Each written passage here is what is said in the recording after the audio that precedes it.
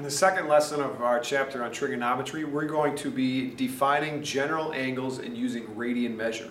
In this first video, we're going to look at the definition of a general angle. Now, we're pretty comfortable with angles that are, within a right triangle. We've got 60 degrees, 30 degrees, 45 degrees, etc. And we have a pretty good idea of what those look like, again, within the context of a triangle. But now we're going to expand our use of angles to any angle with any measurement. So, to begin, definition: in a coordinate plane, an angle can be formed by fixing one ray, called the initial side, and rotating the other ray, called the terminal side, about the vertex. Now, to show you what I mean by that, if I were to affix a side here, a ray, I'm going to put my beginning of the ray right at the origin, and I'll draw my first side right here. So that would be called the initial side of my angle. Initial meaning where it begins. So I begin on the positive x-axis, and then what I do is I rotate it about the origin, in this case. So I'm going to rotate my angle this direction, and I'll stop just picking an arbitrary place right here. I'll call that the terminal side of my angle.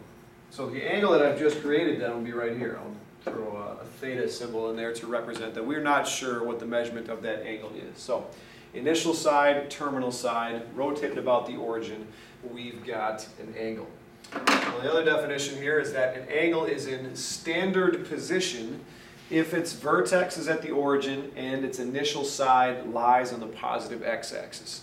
So the majority of the angles that we work with are going to look like this. We'll be told that the angle is in standard position, meaning it starts here on the positive x-axis and it rotates about the origin.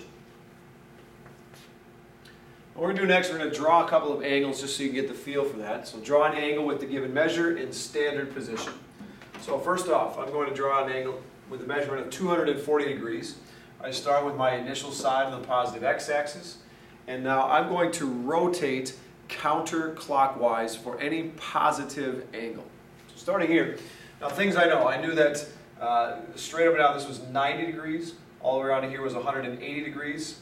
Down to this part of the y-axis is 270 degrees. And all the way around the circle will be 360 degrees. So in this case, I'm going to estimate, let's see, there's 90, there's 180, and I'll stop at about here. So what I estimate to be about 30 degrees short of 270, I'd say this is a pretty good approximation for what 240 degrees might look like. Now at 500 degrees, again, I'll put my angle in standard position by drawing the initial side on the positive x-axis. And now from here, I'm going to rotate, again, counterclockwise. Now as I rotate all around once, there's 360 degrees taken care of. Well, that means I still have 140 degrees to go to get to a 500 degree angle. So I'm going to continue on another 140 degrees. There's 90 and there's about 50 more or so. And I'll draw my terminal side. So that little extra loop shows that I've gone beyond 360 degrees and continued to my terminal side. Now one thing you'll notice is that I've got 500 degrees. I went all the way around and stopped here. And I said I had to go 140 degrees past 360 to get there. Well, if I were to draw another angle, starting at the positive x-axis, rotating and stopping right here, oops, that angle that I just drew would be 140 degrees. And notice it has the same beginning point. It starts on the positive x-axis with its initial side, and its terminal side happens to be in the exact same spot as 500 degrees is. And we'll talk about that in just a second. One more angle to draw. We've got negative 50 degrees over here. Well, if I'm working with a negative degree measurement, that means that I rotate clockwise instead of counterclockwise. So I start at my positive x-axis and I rotate clockwise, which means I'm going to head downwards. So 50 degrees, I'll put it right about there. That's not bad. So that's negative 50 degrees. Now, is there a positive angle that would end up in the exact same spot? Well, I could start here and rotate all the way around and end at that same terminal side. And that would be, well, it must be 50 degrees less than 360, so that must be 310 degrees.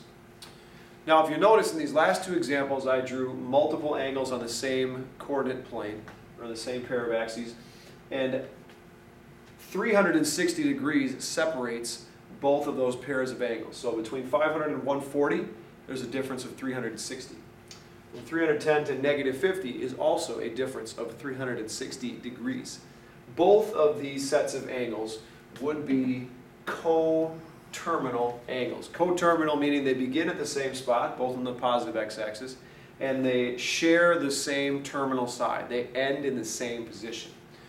Now at some point you might be asked to find coterminal angles. Well, here we're given negative 215 degrees and we're asked to find one positive and one negative angle that are coterminal with the given angles. Well, they must be separated by 360 degrees. So what I'll do is to find my coterminal angles, I will add 360 degrees or subtract 360 degrees as many times as I need to come up with some coterminal angles.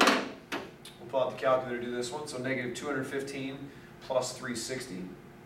Negative 215 plus 360 gives us 145. And then negative 215 minus 360 to go the other direction. You get negative 575. We'll jot those down. 145, negative 575.